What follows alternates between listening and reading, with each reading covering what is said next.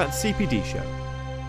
My name is Chris Bright and I'll be your host today. And today my guest is Pastor Stuart Keir. Stuart is the General Manager of AOG GB, as well as the Chair of Audacious Foundation. Stuart is married to Julie and is the Associate Pastor and Trustee at Audacious Church. Stuart, it's great to have you on the podcast. Welcome. Great to be with you, Chris. Fantastic. Well, we are here to talk about development as always, but this is desert island development.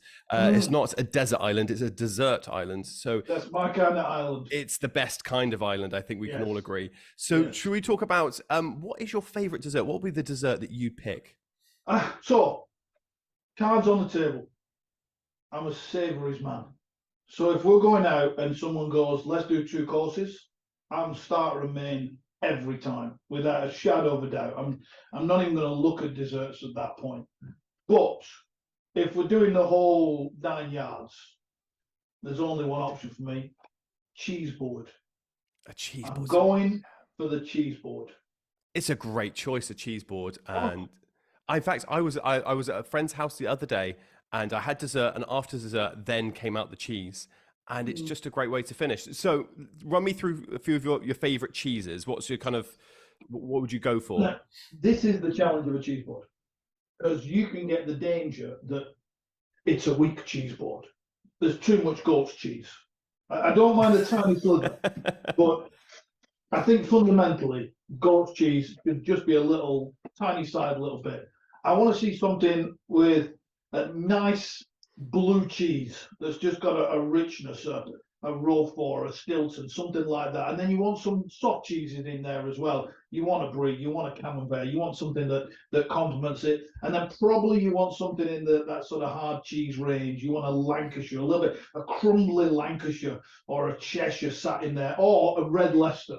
Now, every now and again I break, and I have to go for something that's like, one of these where they've taken a cheese, they've added 52 fruits to it, or, they've put something in it, a garlic or a chili. So, a chili red Leicester, now that is quite an attractive cheese for me. I like that. So that'd be my cheese range. But the thing that really bothers me is the crackers. Well, I was going to say, because cracker choice is paramount, really. What's your cracker choice that you go for? I am not interested in flavoured crackers. Right, okay, yeah. Because if the flavour's not in the cheese, you're hiding it with the crackers. Yes. And it's a cheese board, not a cracker board. Yes. Yeah. So the focus has got to be on the cheese. So I want something reasonably plain. And I'm not utterly convinced of these multicoloured ones. They look like Doritos. I think it should be more like, I'm a bit old school on this. I want something, I don't mind. I don't want the water biscuits either. Not just in the water biscuits. The Jacob's cream cracker. Now that is the cracker for cheese. See, I would always. I'm a water biscuit person. Cars, table water. It's a classic. I don't mind sharing with you then, because if there's a mix, we can do a deal. Well, good point. That's a very good point. And also, I'm a goat cheese fan, so I'd take the goat cheese and the water biscuits. You are like my perfect cheese broker. You can come out with a meal, and you can have all the stuff I don't like, and I'll have all the stuff I do like. That's perfect. Perfect. That is a winner. And that's, we're done here, right? That's us done. Yes, it's just a dessert podcast rather than anything to do with development. So we could just, I'm sure we could talk about dessert all day. It's worth saying, because the cheese board is such a good choice. I live in a house where my wife does not like cheese. So I live in a kind of a cheese-free house, apart from like mozzarella or cheddar. So and you just get little bits, and it's all kind of pre-grated, and it's it's not a great... it's not a great place if you like cheese. So let's pray. I'm feeling like this is now turned into a confessional. You need a little bit of support and help. But I want you to know I've got your back. I'm going to be sending you some cheese. Thank you so much. I appreciate that. My pleasure. Very much. Well, my dessert that I'm going to go for is a brownie. I think a brownie is a great choice of dessert. Especially with what though? Well, so my choice of brownie would be it's got to be slightly underbaked. Underbaked so much. Soft. Yeah. So it's got to be pretty much like nearly raw inside.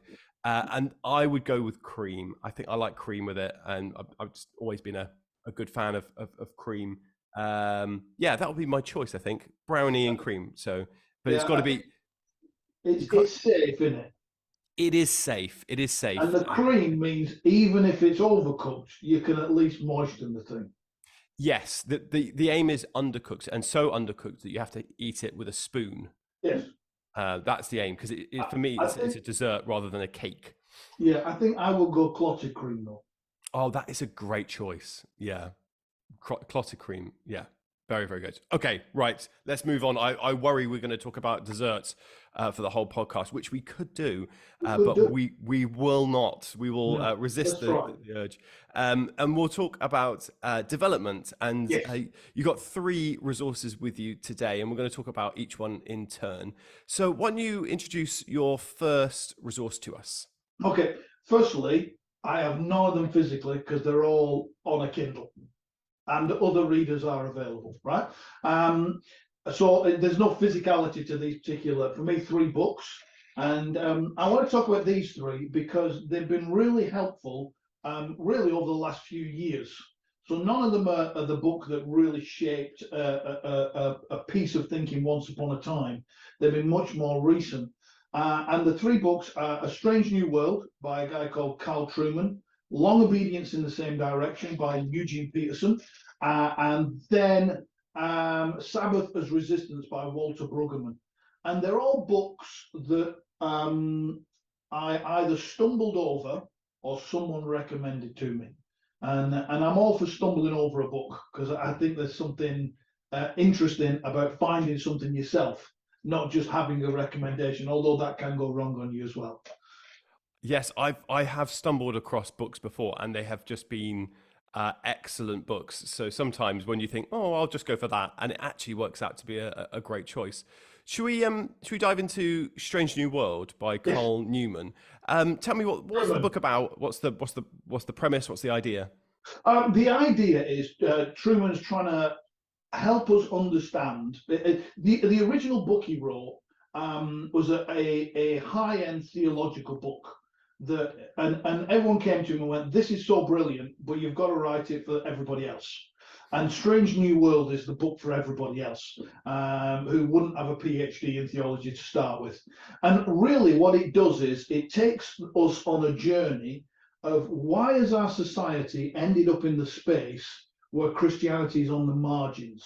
How has Western society gone from Christianity in the center to Christianity on the margins? And what's the journey that we went on that got us there? And how do we as the church respond to the issues where we're now on the margins rather than we were sat firmly in the center, looking like we were as secure could be, and were for the best part of 500 years. Yes, I mean this immediately reminds me of it's not a book that I've read, but the premise of it I've read is Dominion by I can't remember who it is, Tom Holland, and he talks about how kind of charts the course of how Christianity shapes Western culture, and so tell me about that. Tell me about how it's kind of how the church has now gone from the center of society to the periphery.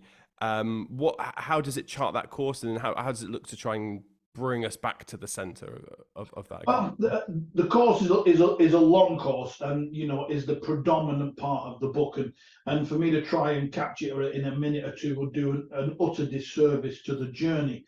But really, it's a point from the Enlightenment onwards where the great shift and the big shift is individual expression.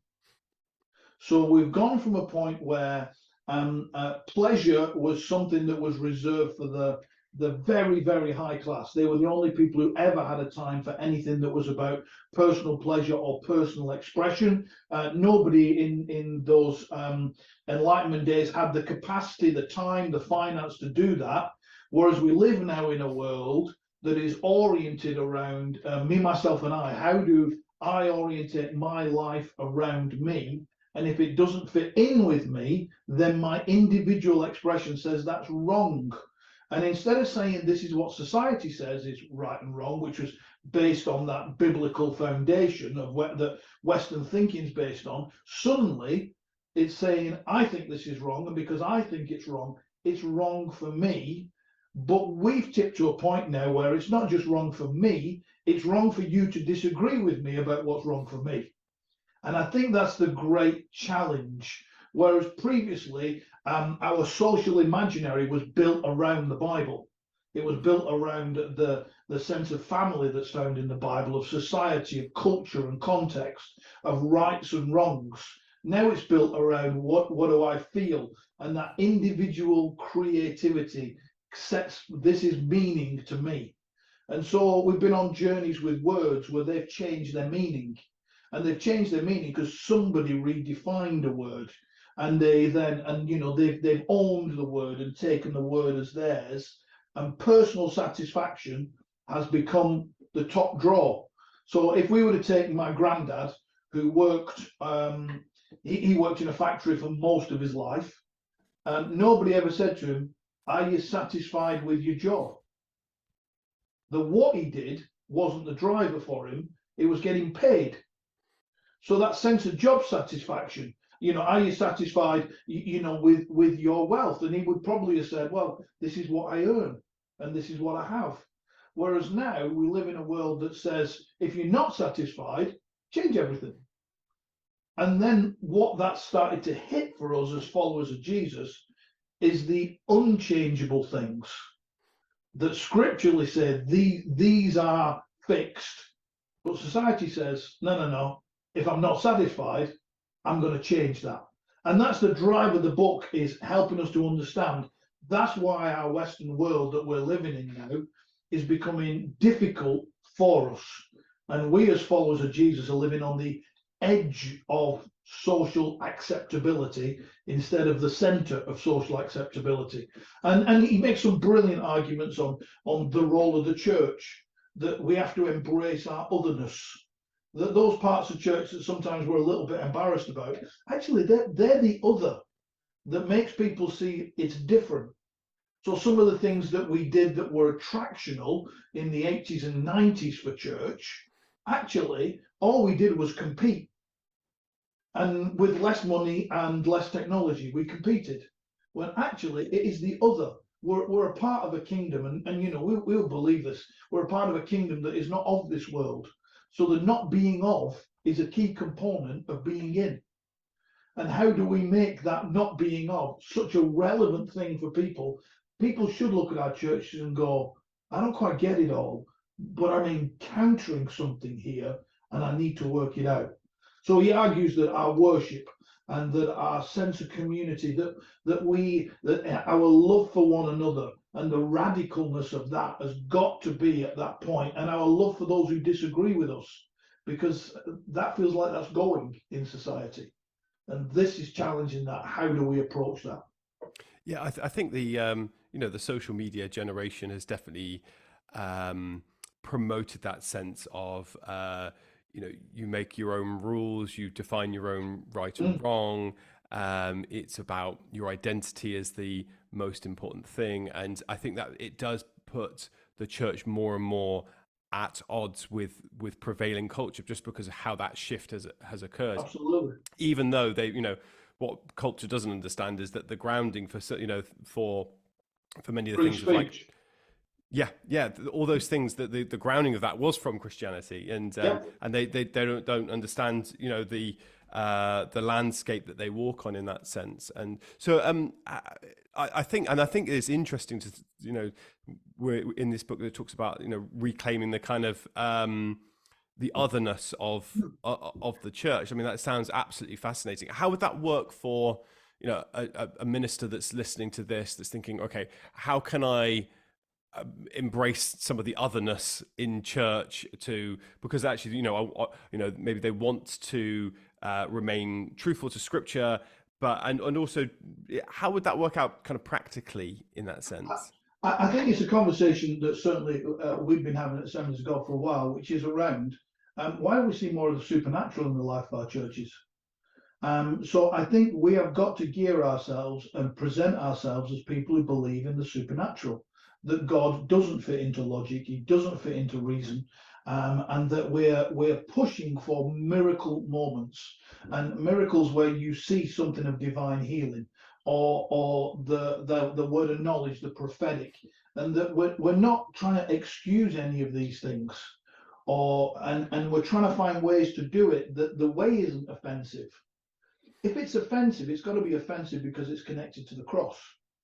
Because the cross by nature offends sinners, because it points out that you're sinners. And no one in their right mind likes to be called a sinner. But when the cross offends, that's fine. When our practice offends, we miss the point. So we need to get our practice to a point where it's not offensive, but where we're pointing to catches the sensibility of someone and goes, that is very different. What is that about? So I think it is a pursuit of the supernatural. It's a pursuit of the presence of God, because in the presence of God, that's where you get those supernatural breakthrough moments that people walk out and go, yeah, that did something for me, and not in the way that a football game or a concert or meeting someone famous, it didn't do that for me, but this is different. And that's the other. It is that supernatural space.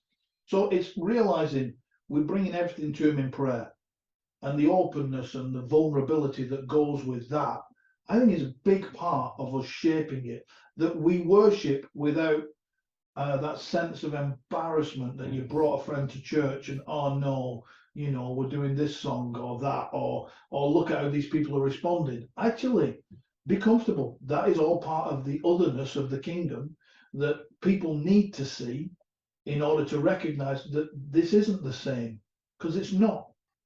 Yeah, I think the the attractional church movement of the 80s, 90s, early 2000s, it it was helpful because I think it made us take a Oh, look at ourselves. it did. But in that we kind of we got a little bit like a little bit ashamed of anything that was a bit weird, and so we wanted to sort of de-weird church, and I think that was, it may have been helpful for the time, but I think what happens is that the church starts to sort of, you can dumb down the message as it were of the church, and people aren't really looking for shallow, because if they can get it everywhere, and so actually there's great depth, and also the great to embrace the great kind of weirdness of who we are in terms of, like you said, the supernatural. It's it's a weird thing, but that's something that's unique to who we are, and I think it's vital to, because people are looking for something that's outside of their normal. People are needing something that's deeper and connecting with something that's greater and transcendent. So I think that sounds like a great book to read, and certainly one that's going to help reshape our thinking, especially if for ministers that may be thinking, okay, how do I move on from a attractional kind of church and embrace and it? it's worth saying there's not a lot wrong with attractional, in the sense of we should do our music well. The room should be clean. We should present as well as we can, but our reliance is not on the attractional, attracting people to Jesus. Yes, Jesus absolutely. is very capable of attracting people to himself. We have got to lift him up. That's our responsibility. So it's not throwing out the attractional. We wouldn't be where we are without it. It's Absolutely. actually, it's not the end goal of what we're trying to do.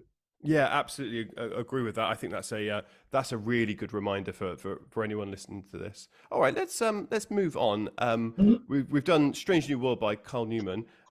Resource number 2. What's your second one? Long Obedience in the Same Direction by Eugene Peterson. Great. So the late great Eugene Peterson. I think everyone will know him from the writing of The Message. Yeah. Talk to me about A Long Obedience in the Same Direction. What's the premise of the book? Well, confession first. I love Peterson. I like his use of words, and for me, the message is wonderful as a devotional tool. It's helpful as an illustration, and it should be in our library of versions of the Bible that we use. This book for me was life transforming, because it helped me put language to just keep going. So the premise is it's written around the Psalms of Ascent, and Peterson works his way through each of the different Psalms of Ascent to illustrate the journey that we do of life, and how we don't just do life and get to heaven, but actually in the journey of life, we find heaven on earth. We find those moments of the kingdom illustrated in the journey that allow us to do the journey well. But for me, it also illustrates the big piece in ministry, that in ministry, just keeping turning up, just keeping doing the right things, repetitiously doing the right things ultimately brings the point of you achieving what it is that God wanted you to achieve. So, sometimes we're looking for the flashbang moment in our lives, or and then we got our breakthrough and everything was brilliant. But I think most of the times I got up again and I read my Bible again and I prayed again and I was open and honest in the life of community that I'm a part of again. And I got something wrong again, and those I'm in relationship with helped me to see that and then to bring change. And then I got up again and I read my Bible again and I prayed again and I lived in the community that is the church again. And I kept just walking the next part of the journey. And rather than going, right, what's next? Like, that's my get out of jail for what's now. Because a lot of what's next is going to look like what's now, because the cycle of life occurs. But actually, it's pushing through and stopping ourselves, allowing our busyness to dictate the journey that we walk on. Because he wrote the book in 1980, before social media and before Netflix and before mobile phones. And I think if he'd had another crack at it nowadays, he would write a probably more pointed book, because I think we've allowed these things, these phones and this stuff to dictate a lot of how we live. And the power of those Psalms of Ascent is these people on a journey. They've left behind their day to day. They've, on these occasions, they're journeying to Jerusalem, and the journey and the conversations of the journey, they're it. They camp at night, they tell stories and sing songs and do community. And there's not a right, now I'm off to do this thing. Actually, it's just the journey to the place of worship, from the place of worship to the place of work, back to the place of worship, back to the place of work and community. And so for me, it's the beauty of that. And, he would talk through things like providence and perseverance and nurturing things, in that instant world, the idea of nurturing something for a time in order to bring it to maturity before we deliver it. We're looking for, you don't nurture a tweet. It gets blasted out and it's gone. And the busyness of life often means things are out there in the rush. And I think there's a space where we've got to go, oh, slow it down. What's happening on the journey of your life, not just in let me tell you the highlights, because I'm too busy to talk to you about the journey. So I'll just give you my highlights, and thanks so much. I think there's something to be said for, like you said, just keep showing up. And keep doing the things. I mean, we say things in. I think it's probably the kind of modern Christianity. We'll say things, things that are true. We'll say, God loves a cheerful giver, so don't give unless you feel, unless you feel cheerful to give. And you say that's great, but the next level up from that is to say, what do you do when you don't feel it? And you need to have practices in your life like giving or prayer when you're not feeling it. You got to. You got to come to church on your worst Sunday. Yeah. Not just your good days. Because the point of long obedience is that you get through. So, on the worst Sundays of our lives, we've turned up at church. Now, we might have raised our hands and wept as we did it. And, we might have just had to sit down and just go, boy, I ain't got this in me. But we turned up. And we kept serving, because we didn't go, oh, I'm too broken to serve. one of the New Testament words for serving it is the word therapy. And we would talk about that in our local church. And, Glenn would say, hey, listen, serving is healing. It's where we get the word therapy from. Actually, in the midst of my pain, there are others that I can serve. And it might not be that I serve with my pain, because as leaders, you want to think that your pain is of value to someone else. I might just serve them while I'm in pain, doing something totally different. So I turn up, we give when really we could afford. I could really do with that extra 10% back this month. It's only 1 month, Lord. And yet what we're saying is just no. I'm just going to keep turning up. I'm just going to keep doing it. The main reason people get a promotion at work, just kept showing up. Yeah. And people trust the people who keep showing up. Yeah, because I think it shows that there are things more important than how you feel at the time, and I think there's certainly something. I think there are these unfashionable words that I think are becoming more and more important. Words like obedience. Things that don't feel quite so flashy, but they're really, really important. In the life of every disciple, obedience. Whether you feel it or not.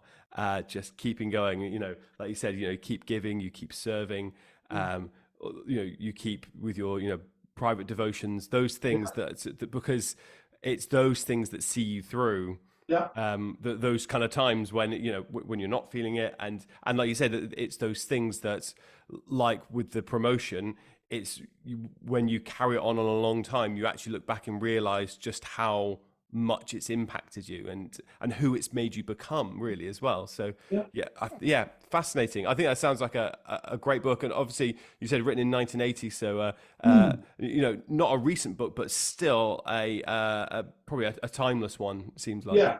And then I think that they did a re-release early 2000, and they're probably ready to do another one because it speaks to our society, because it is a fundamental issue of value. And we try to get value in the doing. Humanity's always done value in the doing, and it's not. It's value in the being. And that fundamental principle just gets undermined throughout the book. So really worth a read. Great. Brilliant. Okay, let's move on to the final resource. What's your final one? This one was a stumble over. So Carl Trueman was a recommendation. The Long Obedience, I'd read a few Petersons and thought I'd read another one and found it. But this one was a stumble over, Sabbath as Resistance. And I'll be honest, it was the title. I like the juxtaposition of the word Sabbath, as in the rest, with the word resistance. And the idea that somehow rest and resisting sit together. So I was like, where are you going here with this?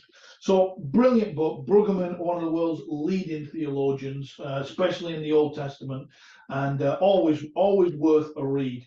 But this book for me was remarkably challenging on the issue of busyness, because every conversation that you have with a pastor starts like this: hey, how you doing? You're busy, but good. And then we realize the busy has slipped out because it's such a descriptor of the life that we all live at the moment. Life is busy. And, somehow, were we to say not busy, people would question that more than we question busy. So when you say to someone, how's your week look? Yeah, it's not very busy this week. It's like they want to go, what's wrong? Has something gone wrong? Are you not as important as I thought you were? Because surely important people are busy. And I think this challenges it. It challenges it because it talks about the thing that's obvious, the Sabbath, the need to take space and have rest. And, as Brueggemann does, he opens up scripture to talk about it. But he really gets back to the fundamental principle of Sabbath, that Sabbath is about trust. That primarily the Sabbath is about how much you're prepared to trust God with what he's trusted you with. So the people of Israel get out of Egypt. They've been slaves for 400 years. Now, take any habit book, 400 years has definitely ingrained some habits. And in that, they come out of Egypt only Moses has known what freedom feels like. And he has to take them on a journey now that involves 1 day a week off. Because they've lived for 400 years with no days a week off. Because if you don't work, you don't get.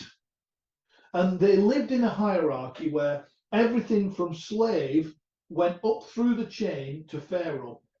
And Pharaoh didn't work, he got. But everybody else worked to give to Pharaoh. And in a consumer-driven society, it's a message we need to listen to. That we have got to trust God enough to not feel we have to hold on to everything all the time. So for those slaves coming out of Egypt, there is a day they don't have to collect food because it is given over to resting in the presence of God. In the presence of God, in the presence of family. And it challenges that fundamental principle that I need to have a job, and then I need a main side hustle, and then I need a little side hustle, because these are the things that prove I am built myself. And it challenges, let's trust the Lord. That I'm going to give not only a piece of my money, 10%, but a bigger piece of my time than I give of my money, a bigger percentage. I am going to give to him and trust him in the midst of it. So Sabbath breaks slavery because it breaks that mindset that I have to work to get. So, and that then engenders trust in the Lord, that we say, hey, when I stop, I'm saying he's got it. You know, as a leader, and I stop and I go, I'm unavailable today. He's got all those things that I am now unavailable for. As a pastor, I'm stopping and I'm unavailable to the church. The church might not like that, but if you're going to be healthy and well, you have to have times of unavailable so that you can be available well in the right times. And I think for me, this book challenges that the well-being of our lives doesn't depend on our ability.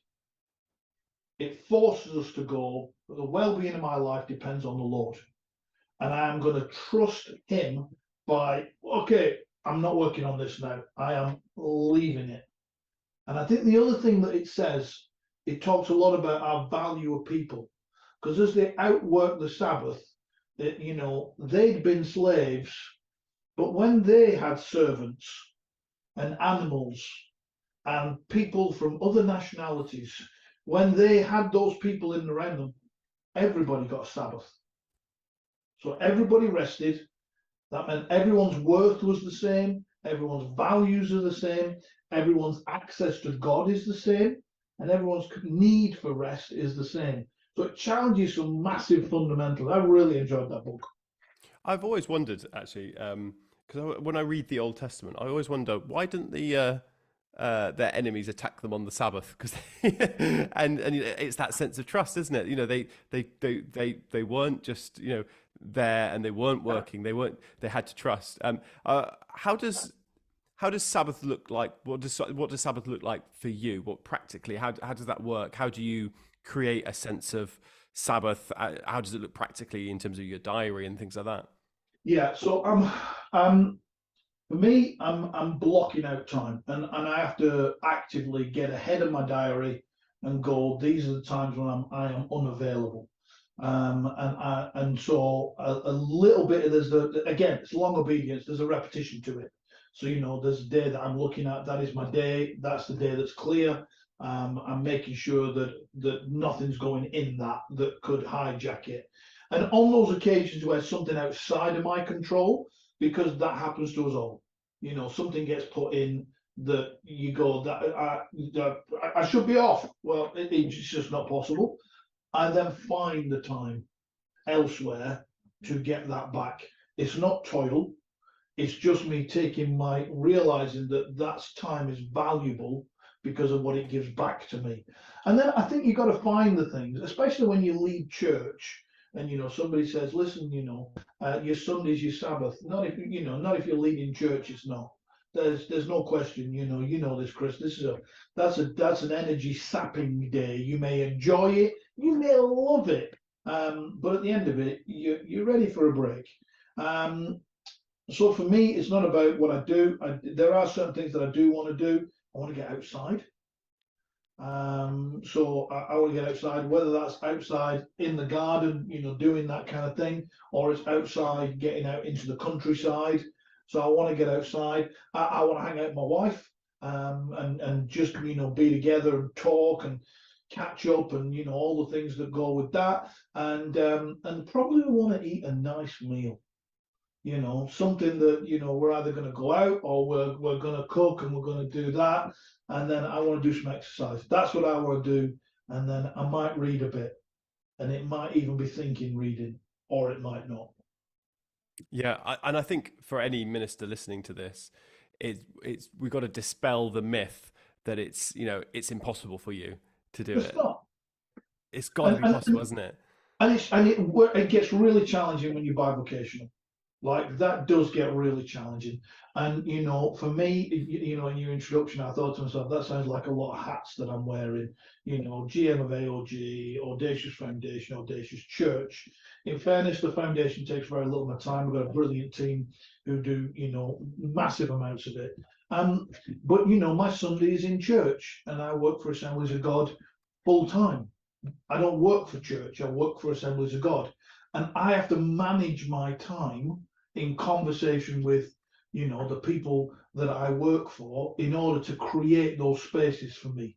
In order to do that, I realise that's probably easier for me than other people, but I do think we have got to decide what's most important, and at least a day is most important for you every week.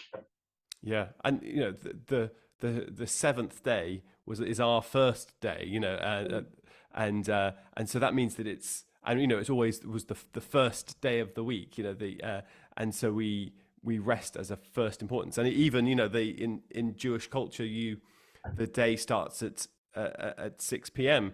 So so the day starts with rest, and so you start from that place of rest, and so sometimes it's going to have to be it's the classic kind of cliche story, but I think it holds truth that there's a story of someone that puts rocks into a jar, and they put smaller rocks and smaller rocks. And if you put everyone knows that story. It's really, really, really famous, but I think it's really true. I think Sabbath is probably the biggest rock that you've got, and so you've got to start with that. And so maybe the encouragement for ministers out there is to actually start from the opposite way round. Instead of trying to find time to put it in, put that in first and let everything fall around it, and maybe that's the best way to look at it from a different angle. So brilliant. All right. Well, that we've had 3 great books there. So that's Strange New World by Carl Trueman, isn't it? I think I said Newman earlier. You keep saying Newman, and I was trying to be kind, but yeah, Trueman. I think I was getting confused with Carl Henry Newman and then Carl Trueman. Carl Henry Newman was a theologian in the 1800s, so I don't know why I was referencing him. But Carl Trueman. Resource 2 is Long Obedience in the Same Direction by Eugene Peterson. And resource number 3 is Sabbath as Resistance by Walter Brueggemann. Stuart, thank you so much for joining me today. I've really enjoyed chatting with you, and also talking about cheese, which has been really good. That's great. I love talking about cheese and people. It's good. Brilliant. Well, I will catch you very soon. Thank you so much for joining me. Lovely to be here, Chris. See you soon.